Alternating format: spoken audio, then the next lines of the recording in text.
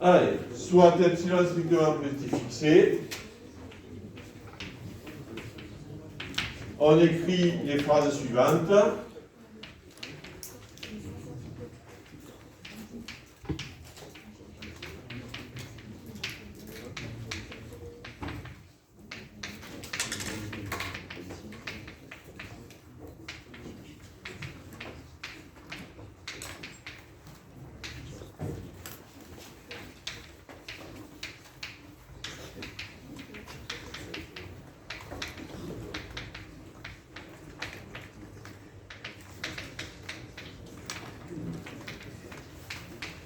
On écrit les phrases suivantes pour epsilon 1 et epsilon 2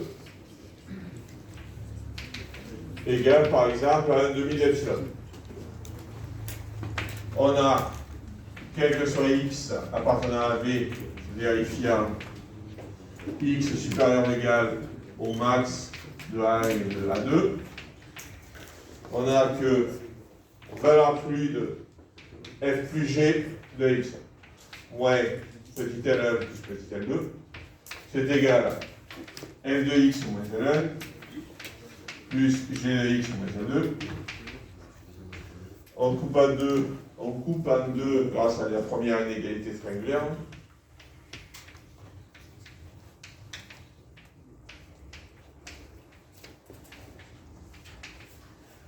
Chacun est inférieur à respectivement epsilon 1 et epsilon 2, et ce qui vaut epsilon. Ça suit pour tout epsilon. D'accord? Je répète, ce qui est important, alors je le verbalise avec mes notations moi. Ce qui est important, c'est que votre lecteur comprenne bien que le epsilon, vous ne le fixez pas, vous ne pouvez pas le fixer. C'est l'énoncé qui vous le fixe. C'est pas vous, peut-être que mon vocabulaire m'a choisi. Le epsilon, vous ne pouvez pas le fixer. Ce que vous pouvez choisir, c'est epsilon 1 et epsilon 2, mais pas epsilon. Il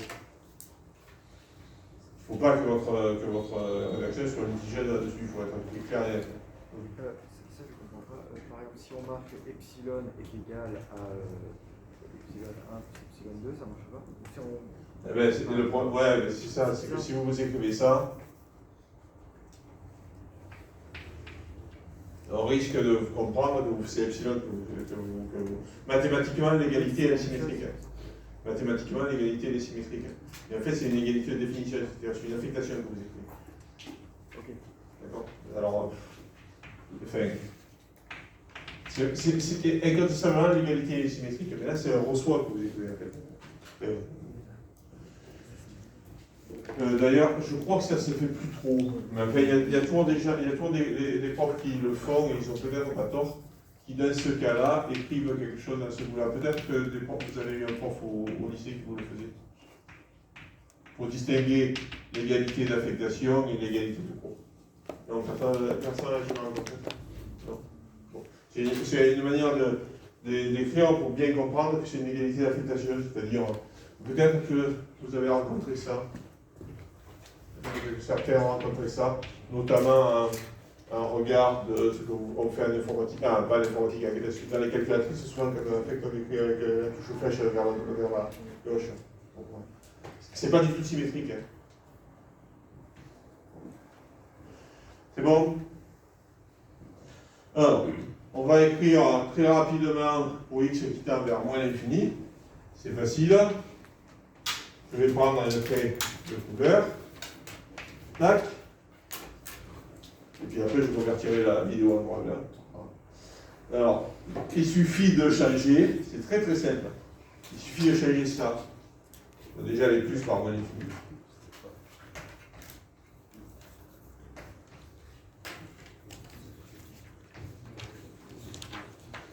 Et puis, vous vous contentez de retourner cette inégalité. Le rectangle jaune,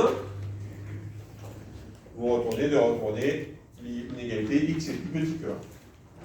Le rectangle jaune qui est écrit là signifie que x est dans un voisinage de moins l'infini. Nous sommes d'accord? Il n'y a que ça chez nous.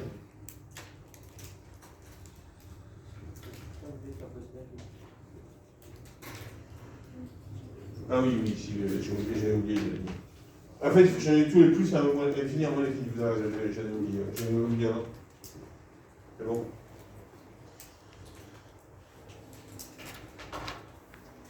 Ok, je vous laisse noter et après on écrira la phrase, le cas un peu plus fécond, mais pas plus fécond, c'est pas vrai, et le cas qui diffère des suites sera lorsque x tend vers le réel petit a.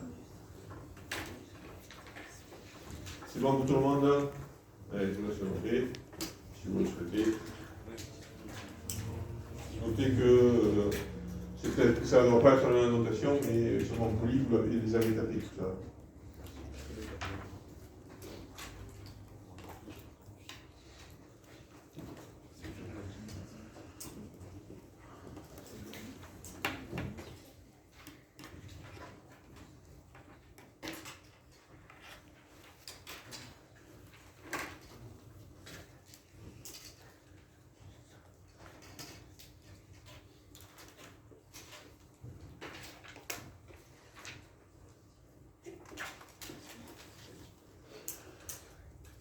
Enfin, les trois dernières définitions, c'est lorsque x tend vers un réel petit a, tend vers un réel petit a.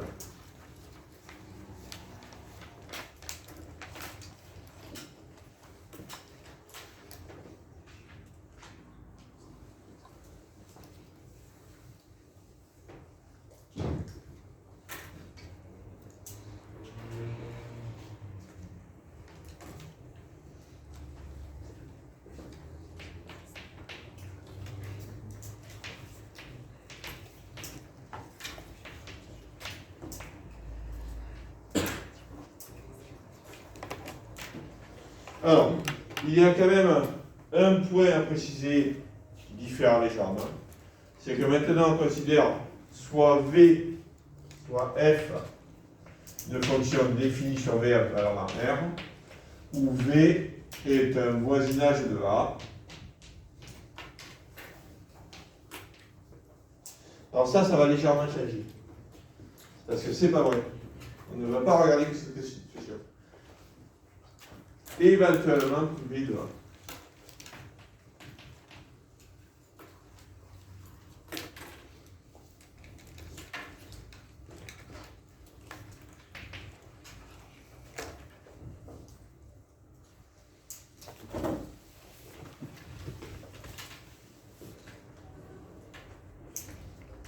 Alors, c'est quoi cette nuance? C'est la nuance suivante. Regardez, c'est très simple.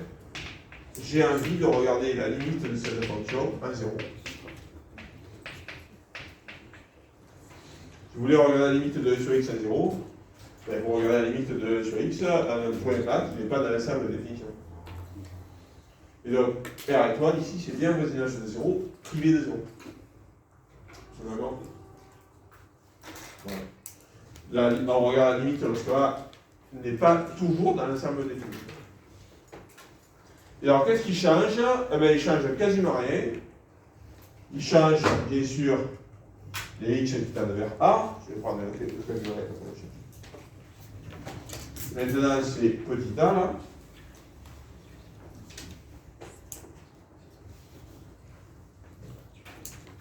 Et change le module qui dit que change le module qui dit qu'on est dans un voisinage de petit a. X tend vers A. Ce module, c'est ça. En fait, vous pouvez voir ça comme du Lego. On assemble la brique qui dit qu'on tend vers l'infini, la brique qu'on tend vers un réel.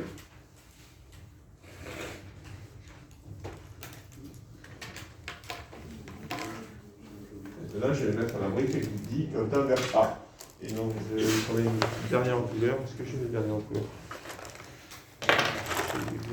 Oui, j'ai dit vert, c'est bon. Donc, on va mettre le A en vert. Et la brique qui dit que x tend vers A, c'est justement x moins A est petit.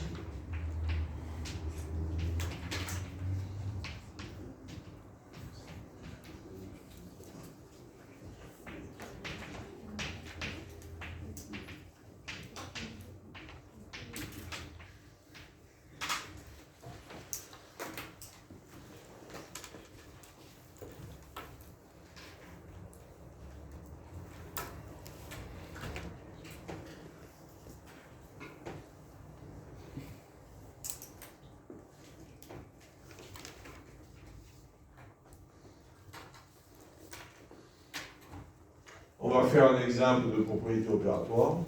Par exemple, qu'est-ce qu'on va faire? On va faire l'unicité de la limite. On va faire l'unicité de la limite. Parce que c'est d'ailleurs une des nombreuses propriétés que je vais bien me garder de lister parce que bon. Exemple.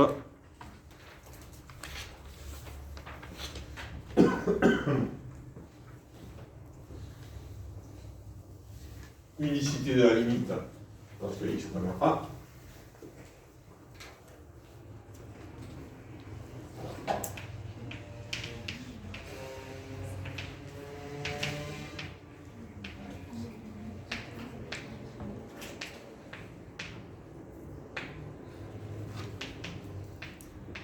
Alors ça s'écrit comme ça, avec les notations sur V. Si f de x tend vers L1 vers L1 et f de x tend vers grand L, où L et L sont des réels, alors petit l égale grand L. Et ça se fait exactement comme sur les suites. La nuance va être sur l'ensemble où vit x.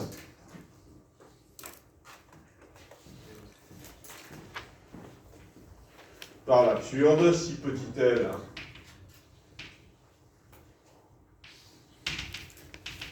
est différent de grand L, traitons, comme pour les suites, le cas petit l strictement inférieur à grand L.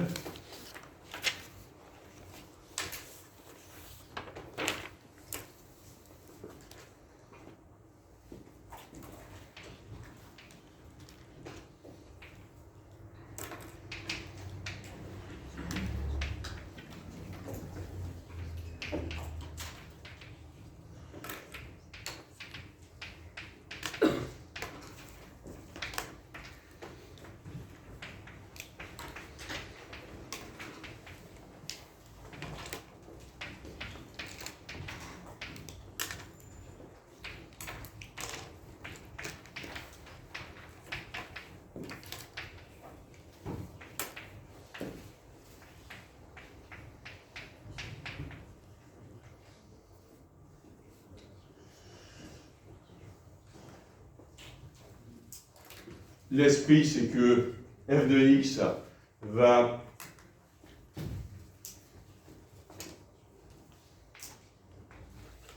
être plus petit que L plus epsilon 1, qui va être strictement plus petit que L moins epsilon 2, et qui va être plus petit que f de x. Donc, f de x est strictement inférieur à f de x contradiction. Et ça, l'esprit de cette preuve, c'est le même que sur. Qu'est-ce qui change? Quasiment rien. La seule chose qui change par rapport au suite, c'est le état 1 et l'état 2. Oui, je suis bête, je vous laisse pas la demander.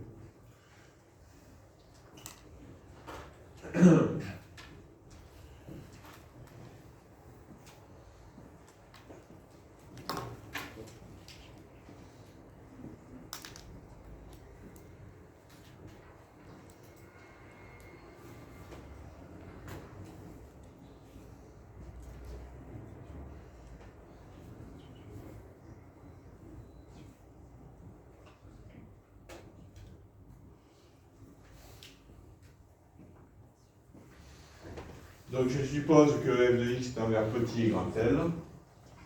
C'est-à-dire que f de x est dans un voisinage de petit l et que f de x est dans un voisinage de grand L.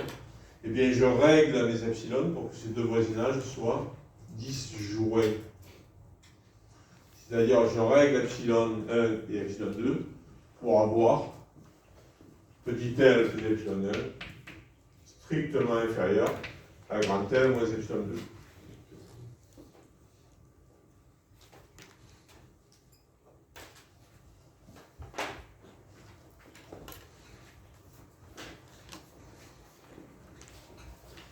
Et alors, quelle est la valeur d'epsilon 1 et quelle est la valeur d'epsilon 2 qui vont marcher les choses?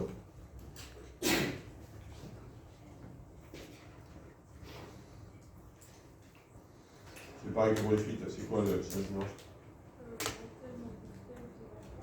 Par exemple. Sachez, on ne va pas diviser par 2. Si vous avez divisé par 2, vous êtes de pile sur une inégalité large et vous n'avez pas la même résultat. Il faut la diviser par plus que 2. Par 3, par 4, par plus que 2. D'accord? Ça, c'est exactement pareil que sur les fils. Il manque simplement le module quand x est proche de A. Avec du vocabulaire plus précis, quand x est dans un voisinage de A. Quand est-ce que x est proche de A? Bien là, il doit être dans un voisinage inspiré par état 1. Là, il doit être dans un voisinage inspiré par état 2. Et donc, ici, on doit écrire si x moins a est inférieur à état, alors il faut trouver un voisinage qui contient et état 1 et état 2. C'est quoi le état qui marche? Ce qui remplace le rang. Quand on parlait de rang, il fallait prendre le plus grand des deux, le max. Et là, le état, ça va être le min. Nous sommes d'accord? Là, ça va être le minimum de l'état 1 et de l'état 2. C'est ça qui change. Pourquoi? Parce que vous voulez que x soit proche de A. Sur un essai, si ça soit bien. Vous voulez que x soit proche de A. C'est-à-dire, vous voulez que là, vous avez votre voisinage centré à A de rayon état 1. Et là, vous avez votre autre voisinage de rayon état 2.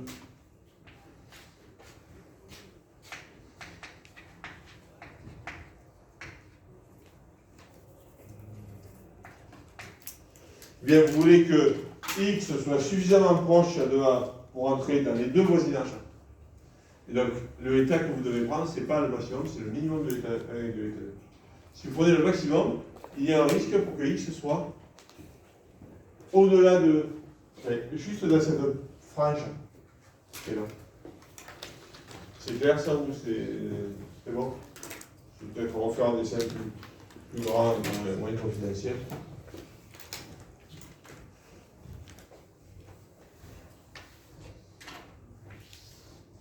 Là, vous avez A, vous avez un premier état 1, et vous en avez un deuxième, état 2. Eh bien, si vous voulez que les deux propriétés soient vraies, il faut que x soit et dans l'intervalle vert et dans l'intervalle jaune. Et donc, il ne faut surtout pas que x soit là. Ça, si x était là, ce serait une catastrophe parce que vous n'auriez que cette propriété qui est vraie et pas celle-là. Vous ne pourriez pas utiliser. Pour que les deux propriétés soient vraies, il faut donc que x soit dans le vert et dans le jaune. Et donc il faut en fait qu'il soit entre A plus état 2 et A moins état 2, parce que sur mon dessin, état 2 est plus petit que état 2. C'est d'accord? Bon. Une fois qu'on a compris ça, on a compris la subtilité propre aux fonctions. Alors, sauf que dans les fonctions, et lorsque x est vers un réel A, il y a un cas particulier, c'est la limite à gauche et la limite à droite.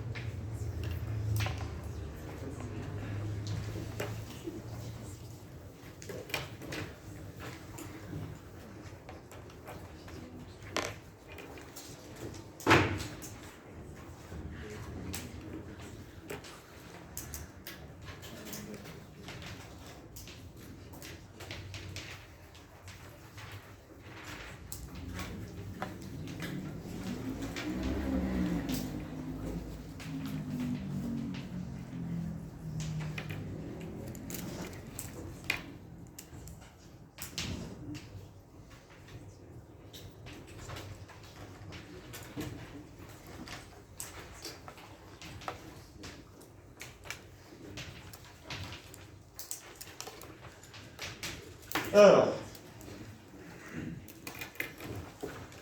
un point qui n'est pas méchant, mais sur lequel il faut être bien carré, c'est le point suivant.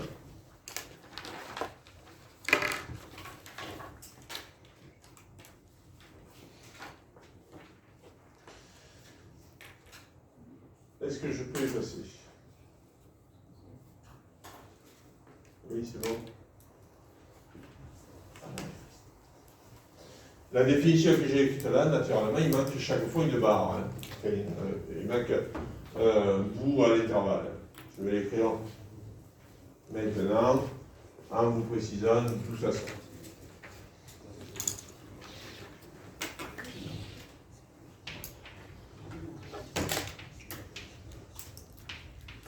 Voici une fonction.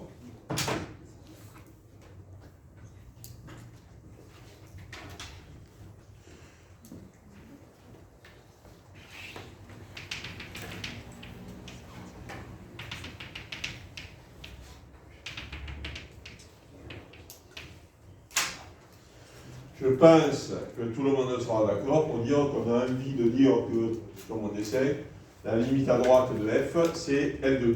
Et la limite à gauche, c'est L1. D'accord? C'est ça qu'on passe. Et alors, ça impose un choix sur cette définition. Si on a envie de faire ça, la définition elle doit être prise ainsi. Sur V restreinte à A plus celle-ci, ou V.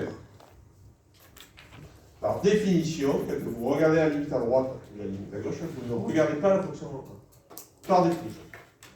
Dès lors, vous n'avez pas de question métaphysique à vous dire.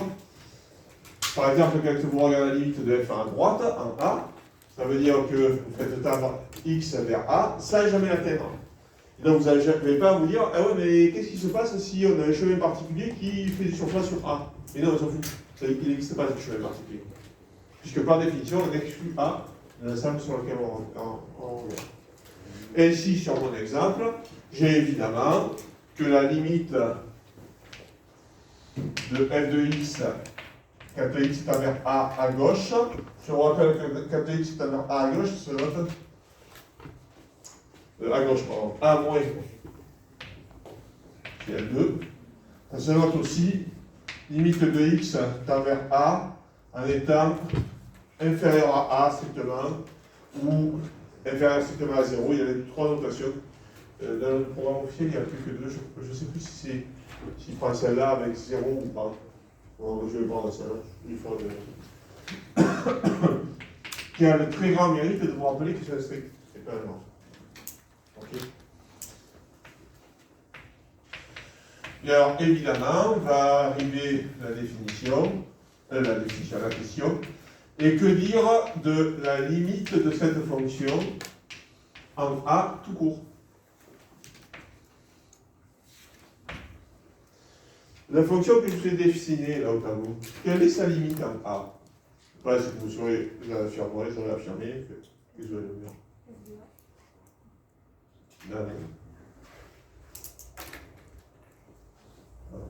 La limite de la fonction, vous pensez que c'est f de as? Elle n'en a pas. Elle n'en a pas, puisque la limite à gauche et la limite à droite sont distinctes. Vous êtes d'accord? Oui ou non? On a une petite proposition qui est que si f admet la limite L en A, alors elle admet une limite à droite et à gauche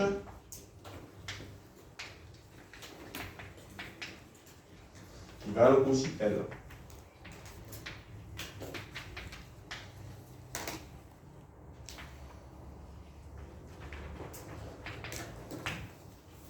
C'est d'accord pour tout le monde cette proposition? Si f tend vers L, alors a fortiori à gauche et à droite, elle va vers L.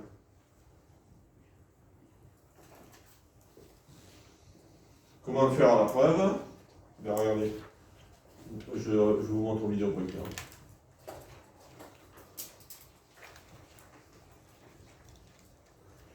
Vous prenez la phrase de définition x tend vers f de x tend vers L lorsque x tend vers A. Cette phrase est vraie. Alors, là j'ai écrit puis dans mon cours, j'ai écrit quel que soit x appartenant à V. Au vidéoprojecteur, il y a I, mais là, c'est vide. D'accord. Eh bien, vous savez que cette phrase est vraie a fortiori, elle est vraie pour x dans un intervalle plus petit que, plus petit que V. Typiquement, V inter A plus infini. Si cette phrase est vraie pour tout V, là vous avez un V, alors elle est vraie pour ça. Et donc, si f admet une limite en L en A, alors elle admet aussi la limite L en A plus en A droit.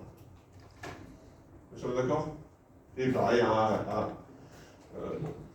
La question qui se pose, c'est est-ce que la réciproque est vraie? Est-ce que vous avez une fonction, est-ce que si vous avez une fonction qui admet une limite à gauche et une limite à droite, et que ces limites sont égales, alors la fonction admet une limite en A? Est-ce que et que les limites sont égales, et que L1 est égal à L2. Non. Parce que regardez, réciproque fausse, vous regardez cette fonction bizarre, je suis d'accord.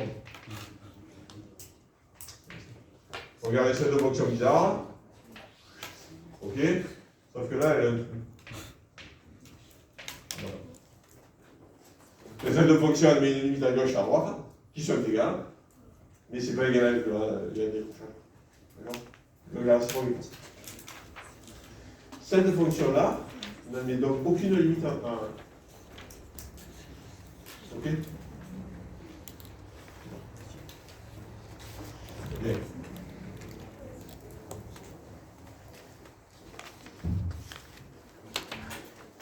Alors, le grand 2, ça va être. Le grand 2, ça va être la partie consacrée à tous les théorèmes sur. Oui. Ah oui, là je l'ai mis entre les deux, mais il peut être au-dessus, il peut être en dessous. Et parfois il peut être égal à l'un des deux. Là, je suis en train. Regardez. À ce stade, pour vous répondre, la question qui va naturellement se poser, là, ce sera la notion de continuité de la fonction. D'accord? Bon, mais comme la continuité de la fonction, c'est un paragraphe roboratif, j'ai choisi de mettre la continuité en pause et on le fera dans un 3. Oui. Est-ce que vous avez écrit là, alors elle a mis une limite à droite et à gauche, qui sont aussi, et à gauche, qui sont aussi elles, qui valent aussi elles.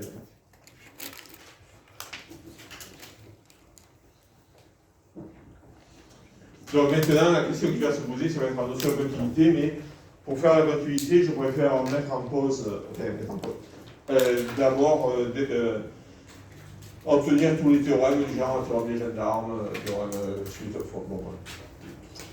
Sauf que là, il y a un truc rigolo. C'est la chose là. Caractérisation séquentielle.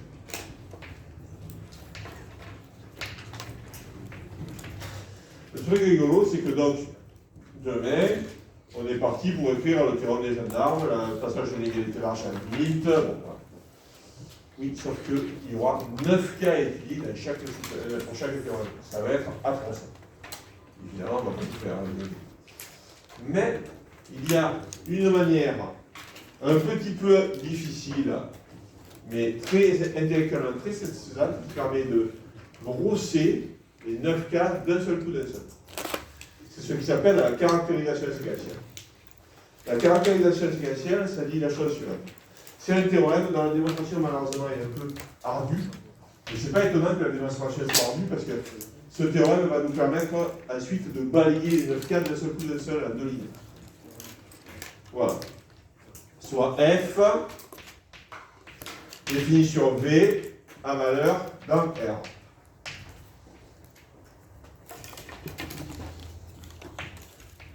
A appartenant à R bar et L appartenant à R bar. Je vous rappelle cette notation, c'est simplement une notation de feignant pour dire que A c'est un réel ou moins infini ou plus infini. C'est-à-dire, c'est une notation de feignant qui me permet d'écrire A égale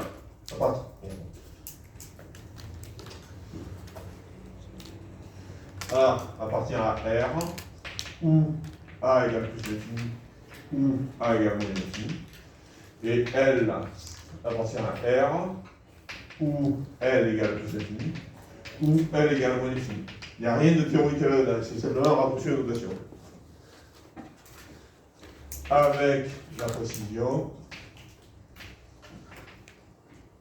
sur que A, que V, est un voisinage de A, avec la précision, où V est un voisinage de A, éventuellement privé de A. On a équivalence entre.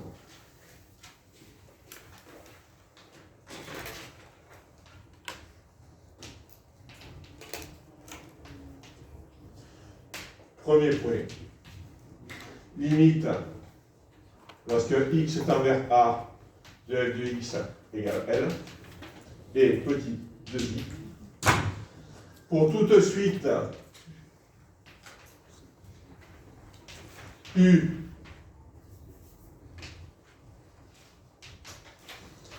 d'éléments de V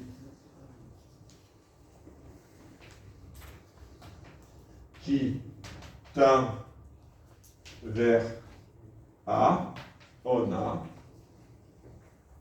limite de f de un égale F.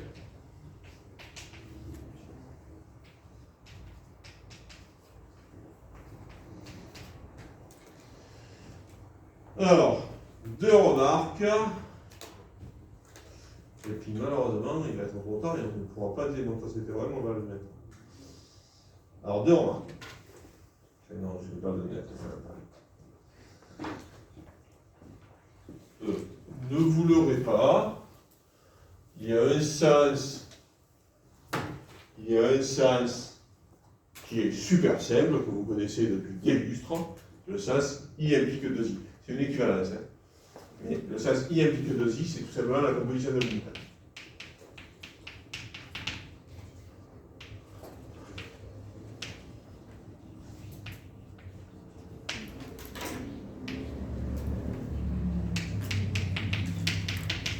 Si f de x tend vers L lorsque x tend vers A et que un tend vers A, alors f de un tend vers L, c'est la composition de limite. Hein.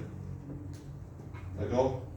Toutes les arguties qui sont là et qui sont là visent simplement à s'assurer que je suis en train de faire de la composition, je vous l'ai déjà dit 200 fois, la composition, il y a toujours un début, une incipit de théorème monstrueusement long pour dire que on peut bien composer. C'est-à-dire pour dire que f de un existe. Et une fois que vous savez ça, si un tend vers A, alors f de un tend vers la limite de f en A. Le truc que vous connaissez, c'est super naturel. La nouveauté, c'est le sens deuxième que je dis. C'est d'accord? D'ailleurs, une deuxième remarque, je ne l'écrirai pas, mais je vous le dis parce que je me connais, je sais que je l'oublierai. Le petit b, c'est le théorème de composition des limites pour les fonctions. Je vous le mets comme ça, de composition des limites pour les fonctions, qui est vrai, il n'y a pas de souci, mais je vais oublier de l'écrire. D'ailleurs, je dois avoir déjà oublié d'écrire dans mon poly, je l'oublie tout le temps. Nous sommes d'accord? Bon. Ouais, mais il y a quand même un dernier truc que je dois vous dire. Ce théorème, je l'ai libellé d'une manière bien particulière. Je n'ai jamais écrit f de x converge vers L. Si j'avais écrit converge vers L, ça aurait sous-entendu que L était réel. J'ai dit tend vers L, ce qui fait que L peut être plus l'infini, moins l'infini, moins rien. Je n'ai jamais écrit x converge vers A, pour la même raison.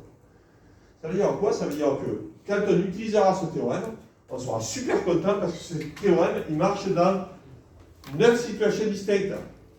9 situations distinctes. Il marche dans les 9 situations qui sont là.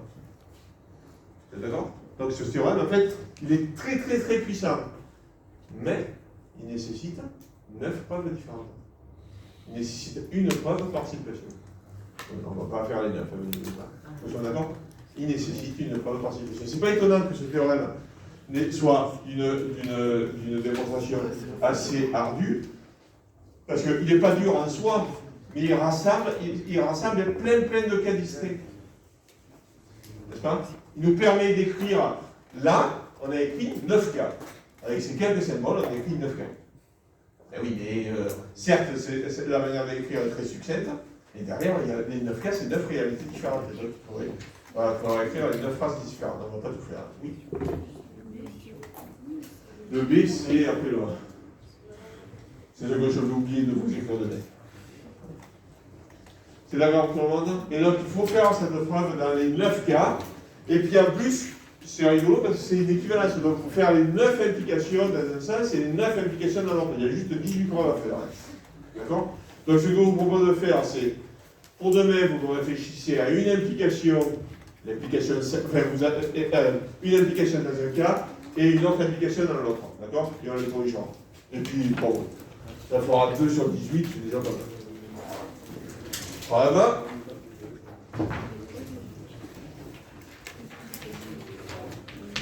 On va faire ça dans le cas L et A réel. Et puis ça, je vous le ferai moi.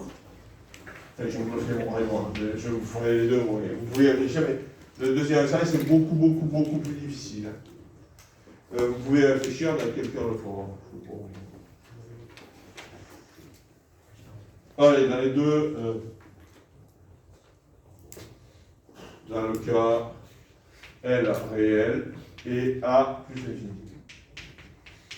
Par exemple, la difficulté n'est pas liée au choix de A et L et A, la difficulté est tout autre. Nous sommes d'accord? Le sens 1 implique 2, il est facile. Il est facile, il est vraiment compliqué. Le sens 2 implique 1, par contre, il est nettement plus costaud. Voilà, je pense que ça va être quelque chose. Je ne vais pas commencer à faire. Pas de questions?